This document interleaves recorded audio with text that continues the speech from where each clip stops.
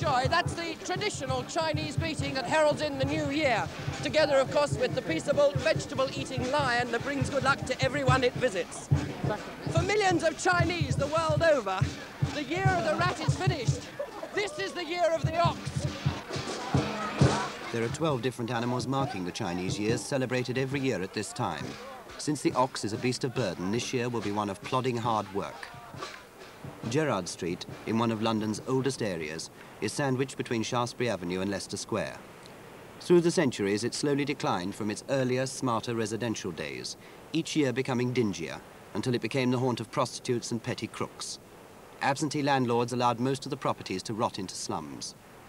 As far back as the 1920s, Gerrard Street had a Chinese restaurant, but in those days, London's Chinatown was in Limehouse. Bombed out of there and scattered after the last war, it wasn't until the mid-60s that the Chinese began to move into the street.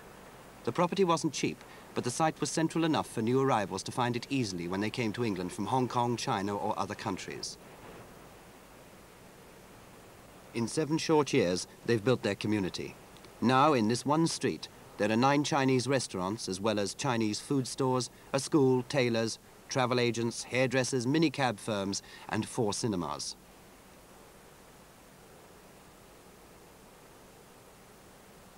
They have their own acupuncture doctor. His herbs and medicines come from Hong Kong, and his patients from all over Britain, and often from Europe. Here they can get the kuta herb for dizziness, cockroaches ground down for wounds, and gunghua bark for fever. Dried lizard, when boiled down and drunk, cures amnesia. Although there are many other nationalities living and working in the street, they all agree that it is an important Chinese community that must be kept. Gerrard Street is commonly known as Chinatown now. Mm-hmm. In fact, you get letters addressed to Gerrard Street, and the people just put Chinatown instead of Gerrard Street, and it's amazing how it gets there. But here's the main rendezvous for all the Chinese, not only in UK, but in the whole of Europe. Where do customers come from, though? Just from London? No, very far away, some of them, as far as Scotland and Glasgow. And we have to send the suit by post to them. But they still like to use you as their tailor? Yes, because some Chinese are small built and they can't get it off the peg from the shop. Yes.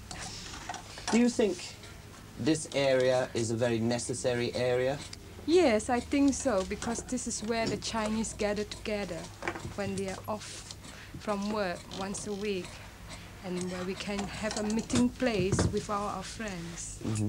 But does it have to be here? Could it not be somewhere else? It's not easy to build up a Chinatown somewhere else if we are pushed out from here. What do you think will happen if you are pushed out from here? We'll be all scattered round. In my opinion, Gerrard Street is a little village. It's happy, the tourist attraction, and it doesn't matter what nationality is in this street, whether they're Italians, Indians, Chinese, English, there's no bickering. They all live as one. So can you tell me why a prehistoric little buildings like these have got to come down for a post office block and for a block of flats that's going to cost 40 guineas a week? Now, who in London can afford 40 guineas a week? Because no one here can. Do the Chinese here feel as you feel about these development plans? Well, they're very upset because, I mean, if you've seen the redevelopment plans of London, and that is including the whole of London, then there's nowhere the Chinese could move to unless you put them in Green Park or Hyde Park. And the third choice they've got is London Airport. What else has the council tried to do in Gerrard Street? You say they want to pull it down. Where are the specific places? The post office there? Well, the post office is only small at the moment, as you can see. Well, they want to bring it right the way down, past the Taylor and Cutter, and make one great big telephone exchange out of it. Over to here, in fact? Over to here, yes. For Macclesfield Street down at the bottom, which was where the Cray twins had the club, this is how notorious our area was, Levy wants to build a block of flats, which is no good for the working day community. Because the threat to Gerrard Street has gone almost unnoticed, overshadowed by the publicity given to the Piccadilly and Covent Garden schemes, the community decided this year to organise a festival, culminating with the New Year Lion, to draw attention to their plight. The lion, traditionally brought to life each year by the gods, is tamed at the altar by an offering of grass or lettuce, and then will not eat people. Paraded through the streets, manipulated this year by dancers both local and from Hong Kong, he visits every place of business. There the Chinese have hung out their offerings of money and green vegetables. When the lion has taken them, their businesses have good luck for the rest of the year. It's hoped he'll bring more than luck this time. The festival organizers are banking on this celebration to unify the Chinese so that they will fight to keep their community and the way of life that they've built up. Have the Chinese poured a lot of money into this place? Oh yes, we've spent quite a lot of money into this place because we don't own the buildings, and because of the inflated rents that people are asking for now, all the time we have to keep pouring money into the places, and we have to decorate them and keep them up to scratch with our own money, because nobody seems interested in doing anything like that for us. Mm.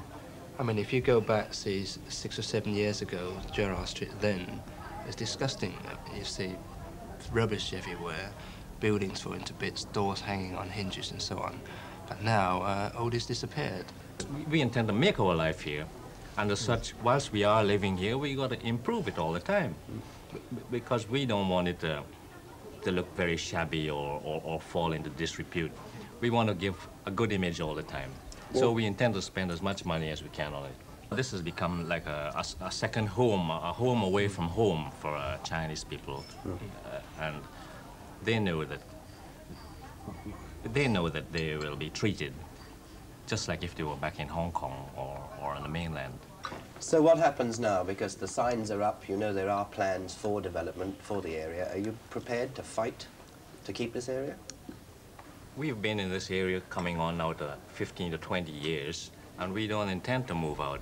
We are going to fight, and we're going to use every means at our disposal to stay.